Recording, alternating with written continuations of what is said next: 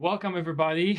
I have Justin Perry here with me, the director of MorningStar University, and I wanted to sit down and chat with him about your salvation experience and just what happened, how it happened. If you can just tell us how God encountered you in your life, that would Sure. be great. Yeah, so just a quick kind of backstory. I was raised around Christianity, so both of my grandfathers were Baptist pastors, kind of small Okay. country Baptist churches. So I was familiar with the gospel pretty much, as early as I can remember, memorized Bible verses and things like that. But whenever I think I was 8 or 9, my parents got a divorce, and it was, very, very painful. Of course, my mom lived a couple of hours away, so I only saw her once a month, only saw my sisters once a month. And so from a very young age, around 8, I think I was 8, there was just a lot of just brokenness, a lot of pain. I mean, I just remember being so miserable, like every minute of life, unless I was being entertained, was just miserable, just painful. Mm.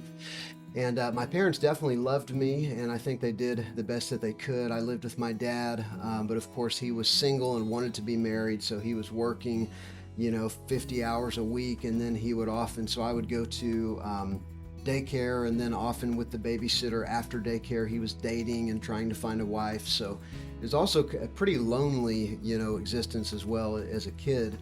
And then at 11, I discovered alcohol, and then at 12, I discovered drugs. Wow, that's early. It was definitely early, and had a couple friends who were also experimenting with those things, and I got pretty quickly very deeply involved in that world. By the time I was 13, I got kicked out of school for the first time for having drugs at school. I, was repeatedly arrested pretty much from like 14 until 18. I got into selling drugs around, the 13, 14 years old, something like that. And the guy who was kind of my best friend was like the main drug dealer for our region. And so we were young, but he was getting like, large quantities of drugs and bringing them from Atlanta to our little town in Tennessee. And so soon I was sort of in a world where there was a lot of money flying around and guns and a lot of drugs and, clubs and parties and raves and all that kind of stuff. So whenever I was 18, I got involved in a felony kidnapping. So it Wow. didn't involve kids, but they still call it that because my friend always had people who owed him a bunch of money, and there was a guy who owed him money, and we had this plan that he was going to go to this club and drag this guy out and bring him back to a hotel and keep him there until the guy came up with this money, that he owed him. Brilliant plan. Nothing could possibly go wrong. And I was the driver for that night. So, long story short, some other guys that were with us, I took them home in the middle of the night from the hotel. And as I was driving from their house, I saw the SWAT team gearing up, and I raced back to the hotel. We called them, and they had already been raided. And the police answered the phone and said, "Oh, come on over. We're partying over here." And we knew, that it wasn't our friends. And so we raced back over to the place where we were living, over at my friend's house, and cleared everything out of there, that was illegal, and went to bed with the guy that owed my friend money sitting on the couch watching Happy Gilmore. And then I went to my room, and my friend went to his room, and then we woke up early in the morning, with a 9 millimeter in the back of my head, and police officers picking me off the bed and slamming me on the ground, and Wow. saying they thought we had killed the guy because as soon as we went to sleep, he had grabbed my friend's car keys and left. I don't know why we didn't figure that that would happen. Um, so I got arrested for a felony. I'd been arrested before for, smaller charges, possession, and things like that. But this one was very serious. And I had been reading a book leading up to this point called The Bondage Breaker, which is kind of an introduction to deliverance. Being raised Baptist, these pages were the first time I had ever even considered that demons were real. Hmm. I was hallucinating often, I thought, on a lot of the drugs we were doing, and I was seeing beings very often, and I would often wake up in the middle of the night being physically kind of accosted by these things. I would hear audible voices. So I was definitely demonized, and I was seeing a lot of these things with my eyes open, being very tormented. And so all of this is kind of happening around 18 years old. And I started to get really desperate. My vehicle was impounded because of the arrest, and I started really crying out to the Lord. And my dad had come back to the Lord a few years earlier, whenever I was 15, and I really saw him begin to pursue the Lord. God healed his marriage with my stepmother, and he was really on fire. And it really had a big impact on me, even though I didn't let him know that. And it just so happened that this one weekend, I was going to New Orleans to go party on Bourbon Street. My dad was going to a 3-day men's retreat. And so the same 3 days I was in New Orleans, my dad was in the woods with other men praying for their kids and, praying for my salvation and my deliverance. And so I passed out on Bourbon Street the last night that we were there. I woke up in a truck in Mississippi and had no recollection of what had happened in the meantime. And I remember waking up, taking a look at my surroundings, realizing I don't know how I got here. I don't know where my belongings are, having this realization of how I very easily could have been dead. I had like this thought, like, whatever happened in the last 12 hours, I could have been killed and Wow. would have had no idea how. Right. Excuse me. And so I woke up and I was so convicted, because I had been saying to the Lord before this trip, this is going to be my last hurrah. I'm going to get right with God after this. I'm going to quit doing drugs. And I had tried to stop doing drugs many times. I'd even gone to church through the years on and off, and had even gone to the altar a few times. But the church that I was a part of, they honestly didn't believe in the power of God. They surely didn't believe in, deliverance or, people being demonized, forget about prophetic healing, anything like that. So I had no encounter with the power of God, but I was getting increasingly more desperate. And so I wake up in this truck, and I'm so convicted that on the way home, the guy who's driving is trying to offer me drugs, and I didn't want anything to do with it. So I got to my house. My dad had previously kicked me out of the house, but had just let me come back home a couple weeks earlier after the arrest. And I got home, I went into my room, I shut the door behind me, and I just fell face first on the ground and just started sobbing. It was like this great, sense of relief and just pain, like all at the same time. I felt somehow like I was safe now that I was home, but my life was so broken and devastated.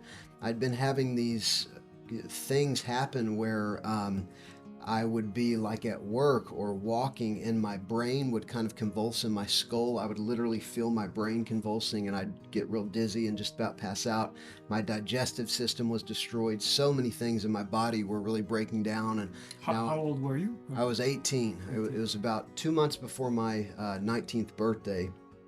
And now my car's impounded. I'm having to bum rides to get to work. It was just, everything was devastated.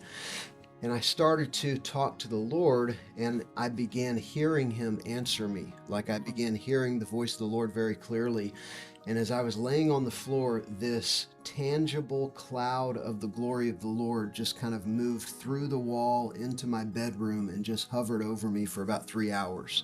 So I'm lying on the floor sobbing. It was the first time I'd cried in, God knows how long. And I was being radically delivered and healed and set free as I encountered the glory of God. Just this overwhelming sense of God's power and his glory. I'd never experienced anything like that before. And I also, somehow it was like the Lord was showing me all of these, traumatic things that had happened in my life, and individually healing me or giving me understanding about them and setting me free from, kind of the pain and the torment of it all. And about 3 hours later, my dad knocks on the door. I pull myself up off the floor. I don't know what just happened, but I know it was something very powerful. I knew that, I'd heard about being born again my whole life, and I got up off the floor knowing that I'd been born again, that I was somehow a new person. And so my dad opens the door and he says, "Well, you want to tell me about New Orleans?" And I say, "No, I just want to tell you about Jesus." And so I'm just crying, I can't talk. And for about 3 days, I cried every time I tried to talk. It was like my heart was so tenderized. My sister came to pick me up to take me to work that day, and she's driving me to work, and I'm trying to tell her about what happened, and she's saying, "Shut up, I don't want to hear that," because I had been a horrible influence in my older sister's life and her husband's life. And so later, I ended up leading her to the Lord, leading her husband to the Wow. Lord, leading almost my whole family through the baptism of the Spirit. I ended up seeing several of my close friends get saved. I soon was disinvited to all of the parties because all I wanted to talk about was Jesus and how, everybody was having these experiences with these demonic beings. And I was explaining to them, "No, this is real, man. Let me tell you what happened to me. This is real." And of course, they didn't want to hear that. I was, killing their buzz, giving them a bad trip. So I radically just got delivered and healed and born again. And in that one encounter, I stopped drinking alcohol, doing cocaine and opiates and ecstasy. And I mean, there was not a day for 7 years where rare would be a day where I wasn't high in some way. And in a day, I quit doing everything, quit smoking, Wow. all of it. So it's pretty amazing. And Yeah. I also discovered that I was created to be addicted to the presence of God. Wow. Yeah, that was the greatest discovery of all. Is I began getting up every day at like 5:30 in the morning, and I would spend 3-4 hours with the Lord before I would leave the house. I mean, Wow. sometimes I'd wake up even earlier. Sometimes throughout the night, especially the first couple years, I would just roll over in the glory of God all night, just worshiping. And there was such a grace on my life, especially in those first few years, to just kind of protect me and to lead me through a lot of inner healing. I still needed a lot of inner healing, still needed some deliverance, but it was kind of like a big portion of the work of redemption was done in a moment. And then Mm. I've had years of walking out redemption and restoration since then. Wow. So the experience happened when you were 18, Yeah, and yeah, then from that point onward, you were just yeah.